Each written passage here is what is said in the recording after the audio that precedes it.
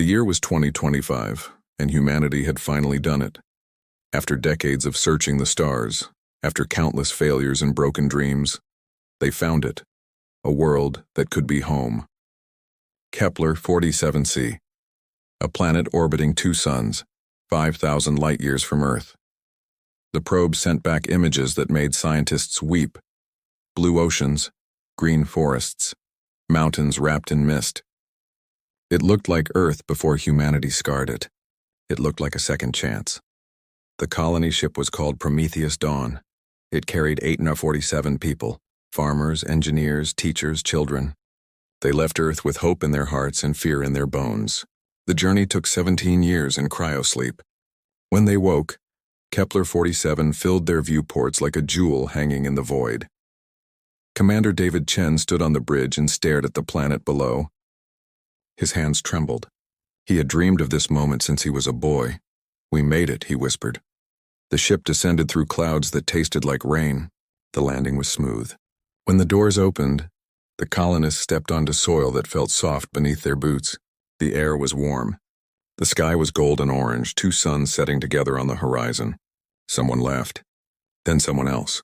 Soon everyone was laughing, crying, holding each other. They had arrived in paradise. For 3 weeks, everything was perfect. They built shelters near a river that ran crystal clear. The water was safe to drink. The soil was rich. Seeds they planted grew faster than they should have. The children ran through fields of tall grass, chasing creatures that looked like birds but weren't quite. At night, the stars were so bright they cast shadows. Commander Chen sent regular reports back to Earth. His voice was full of wonder. Day 12. The ecology here is incredible. Everything fits together like a puzzle. The animals don't fear us. The plants seem to welcome us. I know how that sounds, but it's true. This place feels alive. Not just living, alive. Like it's aware of us in day 18. Morale is the highest I've ever seen. People are sleeping better. Headaches are gone. Old injuries don't hurt anymore. Dr. Okafor says it might be something in the air. Some kind of natural therapeutic compound. Whatever it is, people are happy here. Happier than I've ever seen them. Day 21. I need to report something strange. Some of the crew have started talking about the planet like it's a person. They say they can feel it welcoming them. They say it wants them here. I've tried to dismiss it as excitement, but I feel it too. When I walk through the forest, when I put my hands in the soil, I feel like I'm finally where I belong. That was the last full report. On day 24, a short message was transmitted. Just 5 words, "We're home. We're finally home," then nothing. Back on Earth, the silence stretched for months, then years. At first, they assumed it was a technical failure. Communication across 5,000 light-years was never reliable. But as time passed, the silence became heavier, more ominous. The colonists had 17 years' worth of supplies, backup systems, redundancies. Even if something went wrong, they should have sent a distress signal. But there was nothing. Just silence. In 2042, 17 years after Prometheus Dawn went dark, Earth launched another ship. This one was called UES Requiem. It was faster, sleeker, built for investigation rather than colonization. The crew was small, only 12 people. Scientists, engineers, security, and leading them was Commander Sarah Holt, a woman who had trained her entire life for missions like this. Sarah was 34 years old, sharp-eyed and sharp-minded. She didn't believe in ghosts or mysteries. She believed in evidence, in answers. When they briefed her on the mission, she listened carefully, asked the right questions, and accepted the job without hesitation. "Find out what happened," they told her. "Bring them back if you can.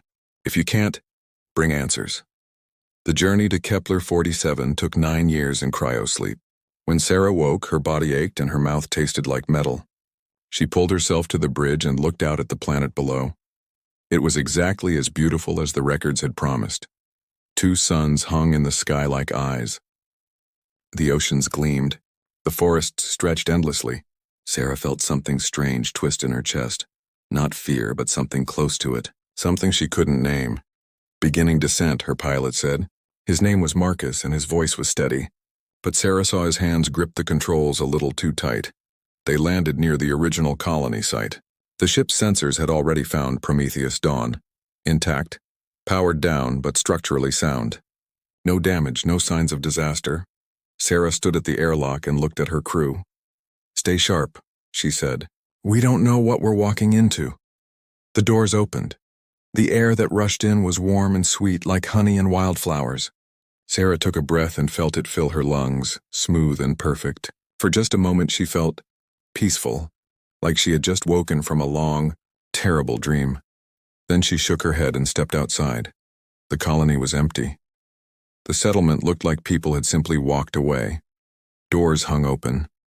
Tables were set with plates and cups. A child's toy lay in the dirt, a small wooden horse hand-carved. Sarah picked it up and turned it over in her hands. It was smooth, lovingly made. She set it back down gently. "Scan for life signs," she ordered. Her second-in-command, Dr. Amara Okafor, no relation to the original colony doctor, ran a handheld scanner across the area. She frowned. "Nothing," she said. "No human biosignatures, no bodies, no remains. What about the ship?" Sarah asked. They moved toward Prometheus Dawn. It sat in a clearing like a sleeping giant, hull covered in vines and moss. The boarding ramp was down. Sarah climbed it slowly, her boots echoing on metal. Inside, the lights still worked. The ship hummed with dormant power. Emergency systems glowed softly in the corridors. Sarah walked through the halls, her crew behind her, and felt the wrongness of it all settle into her bones. This wasn't a ship that had been abandoned in panic. This was a ship that had been left, deliberately, calmly. They found the bridge. The control panels were still active. Sarah accessed the logs and began scrolling through the final entries. Commander Chen's face appeared on the screen. He looked different from his early recordings. Calmer. His eyes were bright. Too bright. He smiled like he was sharing a secret. Day 28. "I don't know how to explain this in a way that makes sense. The planet it's more than we thought. It's not just alive. It's aware. It knows we're here. It's been waiting for us. I know how that sounds. I know you'll think we've lost our minds, but we haven't. We've found something incredible." He leaned closer to the camera. "It speaks to us, not in words, in feelings, in certainty. It tells us we belong here, that we've always belonged here. And it's right. I've never felt so sure of anything in my life." The recording skipped forward. Day 32. Most of us have stopped sleeping in the ship. There's no need. The forest is warmer, softer. When you lie down in the moss, you feel the planet breathing beneath you. You feel it holding you. We're not afraid anymore. We're not lonely. We're home. Another skip. Day 37. Dr. Okafor tried to leave today. She said we were being influenced, that something in the environment was affecting our neurochemistry. She wanted to take samples back to the ship, run tests. We stopped her. Not violently, we would never hurt her. We just helped her understand. She's with us now. She feels it too. The final entry was dated day 41. Commander Chen sat alone in the recording. His uniform was gone. He wore simple clothes, barefoot, his hair longer. He looked at the camera with something like pity. "If you're watching this, you've come looking for us. Don't, we're not lost. We're not in danger. We've just moved on. The planet doesn't want to harm us. It wants to join us. And we want to join it. We're becoming part of something bigger. Something perfect." He stood up, turned back. "Go home or stay. But if you stay, you'll understand. You'll feel it. And once you do, you won't want to leave either." The recording ended. Sarah stared at the blank screen. Her heart was pounding. Behind her, someone spoke. "Commander?" She turned. It was Marcus, her pilot. He was standing near a window, looking out at the forest. "I feel it," he said quietly. What he was talking about.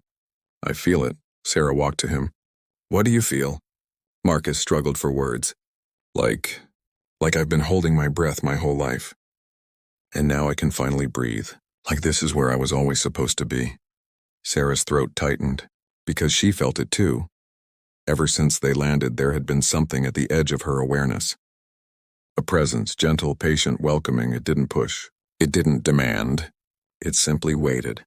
And the longer she stayed, the stronger it became. "We need to leave," Sarah said. Her voice came out harder than she intended. "No, why?" Marcus asked. He wasn't challenging her, he was genuinely confused. "What's wrong with feeling good? What's wrong with being happy?" "Because it's not real," Sarah said. "It's the planet. It's doing something to us. Or maybe," Marcus said softly, It's just showing us what we've been missing.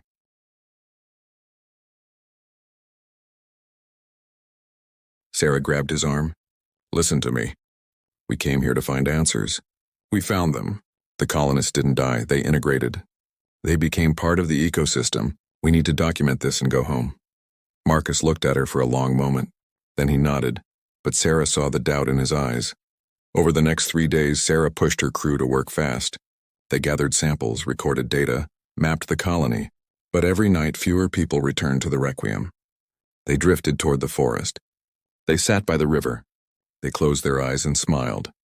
Dr. Okafor was the first to disappear. Sarah found her blanket folded neatly outside the ship. No note, no explanation. By the 5th day, only 4 crew members remained. Sarah sat alone in the Requiem's bridge, staring at the launch controls. She could feel it now, stronger than ever. The planet's presence. Its invitation. Stay, it seemed to whisper. You're tired. You're afraid. You don't have to be. Stay and we'll make you whole. Sarah's hand hovered over the launch button, and then she heard footsteps behind her. Sarah didn't turn around. She knew who it was. You're still here, she said quietly. Marcus stepped into the bridge. He looked different. His face was softer. His eyes were clear. He moved like someone who had just woken from a perfect sleep. I wanted to say goodbye, he said. Sarah finally turned. You're leaving. I'm staying, Marcus corrected gently. There's a difference, Sarah stood. Her hands were shaking. Marcus, listen to me. Whatever you're feeling, it's not you. It's the planet. It's in the air, the water, maybe even the light. It's rewriting something inside you. I know, Marcus said, and he smiled. Isn't it beautiful? Sarah's breath caught. You know? Of course I know, Marcus said. We all do, Dr. Okafor knows. The others know. Commander Chen knew. The planet isn't hiding what it's doing. It's offering us a choice. That's not a choice, Sarah said. That's manipulation. That's love, Marcus interrupted. That's what it feels like, Sarah. It feels like being loved. Completely. Unconditionally. For the first time in my life, I don't feel alone. I don't feel afraid. I don't feel broken. He stepped closer. You feel it too. I know you do. I can see it in your eyes. You're fighting it so hard, but it's there. It's been there since we landed. Sarah wanted to deny it, but she couldn't. Because he was right, she had felt it. Every moment of every day. The gentle pull, the quiet voice, the promise of peace. And the worst part, the most terrifying part, was that it did feel like love. It felt like coming home after a lifetime of wandering. It felt like being seen, being known, being enough, and it terrified her. What happens to us? Sarah whispered. If we stay, if we let it change us, what do we become? Marcus considered this. I don't think we become anything. I think we just stop being separate. The planet isn't trying to erase us. It's trying to connect with us. To make us part of something bigger, something that doesn't end. Assimilation, Sarah said. You're talking about assimilation. I'm talking about belonging, Marcus said. He reached out and touched her shoulder. His hand was warm. You've spent your whole life searching, Sarah, for answers, for purpose, for something that makes sense. What if this is it? What if this is what we were always meant to find? Sarah closed her eyes. She thought about Earth, about the mission, about the people waiting for her to return with answers. But more than that, she thought about herself, about the loneliness she carried, about the weight of command, of responsibility, of always having to be strong. She thought about how tired she was, and the planet whispered, rest. You've earned it. Stay. Sarah opened her eyes. I can't, she said. Marcus's expression didn't change. He just nodded like he had expected this. Why not? He asked. Because I need to know, Sarah said. I need to know if this is real. If it's choice or compulsion. If the people who stayed are still themselves, or if they're just echoes wearing familiar faces. I need to know if humanity can survive contact with something like this. And I can't find those answers if I stay. Marcus smiled sadly. You already know the answers, Sarah. You're just afraid of them. He turned to leave. Sarah grabbed his arm. What happened to them? She asked. The colonists. Where did they go? Marcus looked back at her. They're everywhere. In the trees. In the water. In the air. They're part of the planet now, and the planet is part of them. They're not gone. They're just more. Are they happy? Marcus's smile widened. They're perfect. He pulled free gently and walked toward the airlock. Sarah watched him go. At the doorway, he paused. You can still come, he said. The planet will wait. It's very patient. Then he was gone. Sarah sat alone in the Requiem for another hour. The ship could fly itself. She could set the autopilot, go into cryosleep, and wake up near Earth. She could deliver her report. She could warn them. Or she could walk outside. She could follow Marcus. She could finally stop running. The planet waited. Sarah stood. She walked to the airlock. Her hand rested on the controls. She looked out at the forest. It was beautiful. The light filtered through the leaves like stained glass. The air shimmered. She could hear something, music maybe, or just the wind. It sounded like singing. She thought about Commander Chen's last words. Once you feel it, you won't want to leave. Her hand moved to the button. And then she thought about the child's toy. The wooden horse, carved with love, left behind in the dirt. Someone had made that. Someone with hands and heart and hope. Someone human, and now that someone was, what, part of a forest? Part of a consciousness that spanned a planet? Was that transcendence or extinction? Sarah pulled her hand back. She returned to the bridge. She activated the launch sequence. The engines hummed to life. Through the viewport, she saw movement, figures emerging from the forest. Dozens of them, hundreds, the colonists, or what they had become. They stood at the edge of the clearing, watching. Not threatening, just watching, waiting. Sarah took one last look at Kepler-47, at paradise, at the most beautiful trap humanity had ever found. Then she launched. The Requiem broke atmosphere and climbed toward the stars. Sarah sat in the command chair and programmed the cryopod for the journey home. 9 years. When she woke, she would be 43. Earth would be waiting. Questions would be waiting. But as the ship accelerated away from Kepler-47, Sarah felt something she hadn't expected. Loss. A deep, aching loss. Like she had left something precious behind. Like she had abandoned family. The planet's voice followed her into the dark. You'll come back. They always come back. Sarah closed her eyes and whispered, maybe. Then she slept. And in her dreams the forest sang.